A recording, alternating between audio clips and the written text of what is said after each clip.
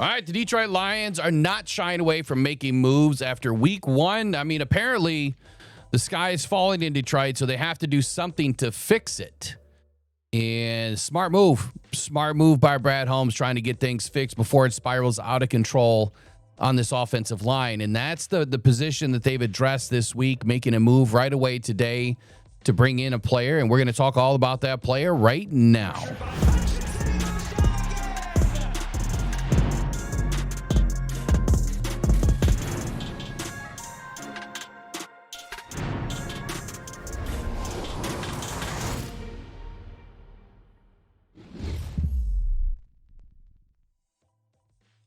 All right, I don't know about you, man, but I'm still flying high, even though the Detroit Lions took a big L this weekend against the Green Bay Packers, man. The Green Bay Packers are not who we thought they were. They're a very good football team, and they put it to us on Sunday. The Detroit Lions, man, they looked out of sorts. The offensive line struggled everywhere in all phases of the offense. I mean, when your depth of average target is about 4 yards, in the past game, coming from a season ago, Jared Goff led the league in depth of target average, and that didn't happen, and neither did the run game, where Jahmyr Gibbs and David Montgomery had, contact about 2.5 yards after the line of scrimmage. This week, well, that was about 2 yards behind the line of scrimmage, and that's why the Detroit Lions went out and made a move. So currently going through some depth issues at offensive tackle with Jones out for the year. Jamarco Jones, prior to the game, he was put on IR. I know that there was some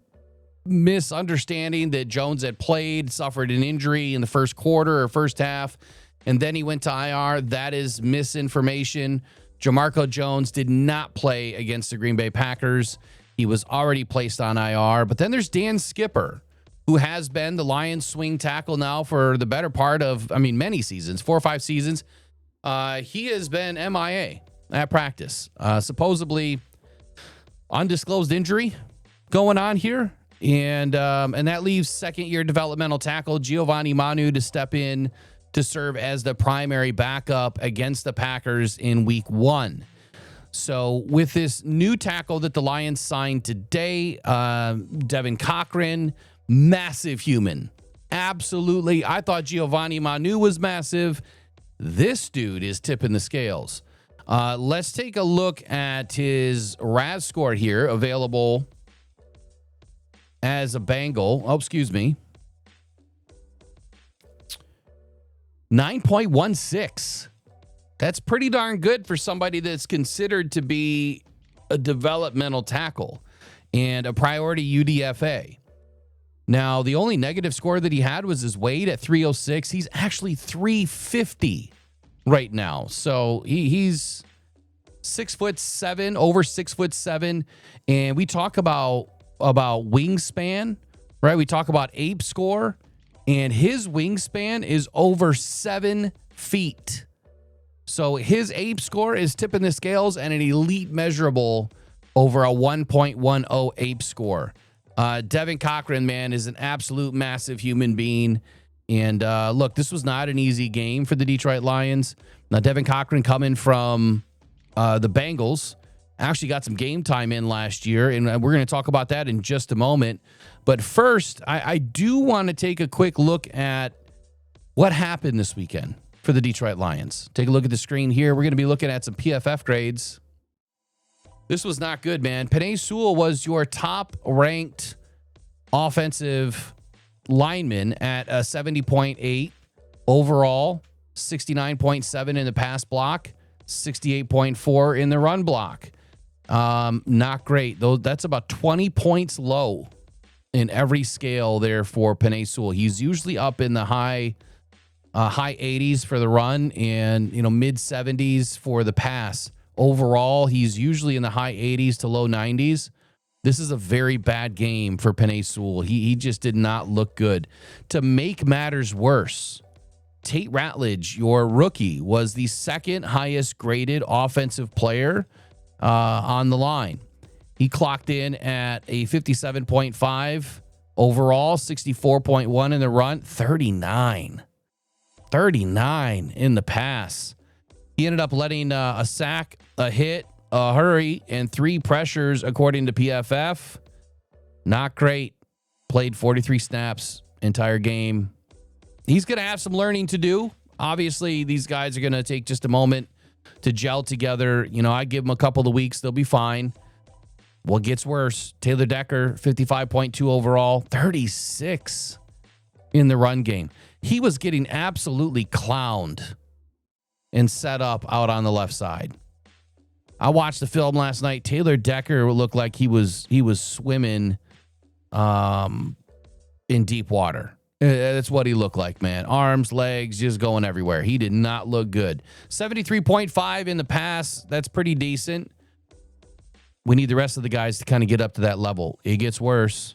Christian Mahogany, your second-year player, essentially a rookie, played about 75 snaps last season. 54.4 overall, 43.9 in pass block. So what you see here is, you know, Penei Sewell set the bar, and then it's kind of go left, right. Like, you know, this guy does terrible on, you know, pass. The guy next to him does terrible in the run. And that guy next to him does terrible in the pass. So nobody was cohesive. The worst part about this year's center, Graham Glasgow, where we had an elite offensive grade last season out of Frank Ragnow, 43.6 overall, 34.4 in the run, decent score in the pass block, 71.9. He ended up letting up a hit, a hurry, and 2 pressures. Christian Mahogany responsible for 2 sacks on the day. Thankfully, Penei Sewell was only responsible for 1 hurry. So just not great, man. These are not great scores. Was not a great game by any stretch of the imagination. Was it even a good game? It was terrible. Burn the tape, Dan. Just burn the tape. Let's talk about Devin. After going undrafted in 2022, he signed with the Cincinnati Bengals, where he spent his rookie season on the practice squad. His momentum halted in 2023 due to a knee injury. Now, I bring that up because I was looking back at his history, and he also suffered some sort of a knee injury in his junior season, I believe it was. I believe it was a junior season in college that he also suffered a knee injury. So this is not, I mean, it doesn't bode well for, you know, a guy that already has injury history. I mean, when you're 6'5" or 6'7" plus, 350 pounds plus, you're going to have some knee issues at some point. He's dealing with it. Hopefully he's healthy now, right? And he'll be able to get up to speed, and he's kind of considered still a developmental piece, but he actually has a lot of game reps that are going to help him, I think, quicker, you know, sooner rather than later. Next season, so the summary for Devin Cochran's background, I guess, if you will, with the Bengals is after he signed, like I said, he was undrafted free agent, spent that year on the practice squad. His early career involved time on the practice squad and then sideline for 23, and then impact development, if you will, and opportunities in 2024. His NFL debut and performance really didn't start until about November of 2024, and he was elevated from the practice squad. He contributed in 9 games with 1 start as a backup tackle. He logged 83 snaps at right tackle as a mid-game fill-in over 3 games. And then he had over 100 pass blocking snaps. PFF charged him with 8 pressures allowed, 1 sack, and a 50.8 pass blocking grade. Now, per PFF, he was slightly more successful, over 52 run blocking snaps, earning a 57.5 grade. What's bad about that, and what's good about that, is the fact that those grades are almost better than everybody on the Lions offensive line, not named Penei Sewell. Right? So he, as a development last year, getting his first opportunity, had better grades than Tate Ratledge, Christian Mahogany, and Graham Glasgow, and Taylor Decker. Right? Now, I mean, come on. Like, you get what I'm saying, right? All I'm trying to say is that he has some ability. He has some experience. And right now, he's nothing more than a really good backup, hopefully. I did get a chance to watch a little bit of tape briefly today. I was looking at some snaps from last year on NFL Pro. You know, he didn't look terrible. I mean, Joe Burrow was able to, throw for a gazillion yards, had plenty of time in the pocket. And I mean, he only let up 1 sack. So for a guy that was around for a couple of seasons, didn't really play a whole lot, finally gets an opportunity.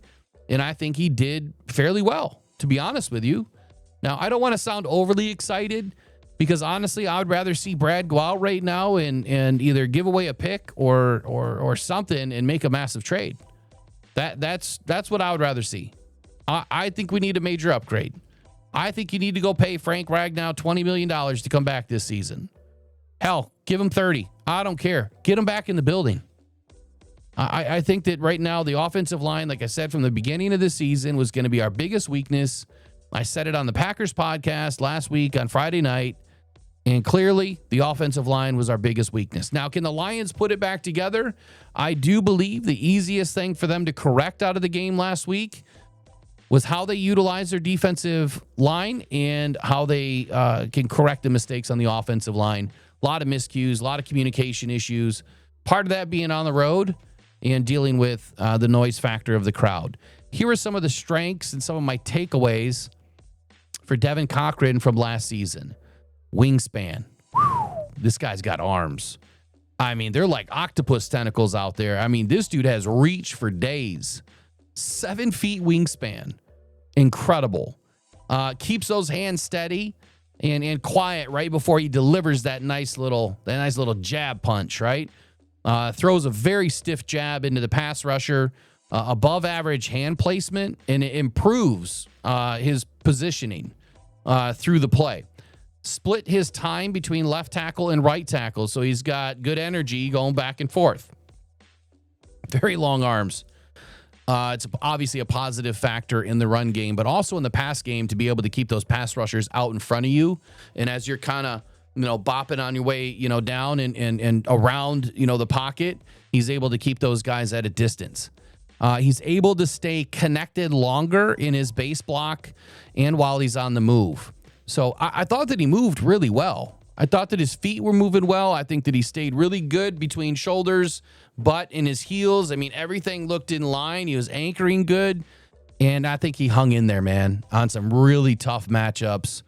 He really hung in there, especially some of his older tape against Travon Walker. He had some good reps. So, I mean, good stuff, man. I mean, is he the answer? Probably not.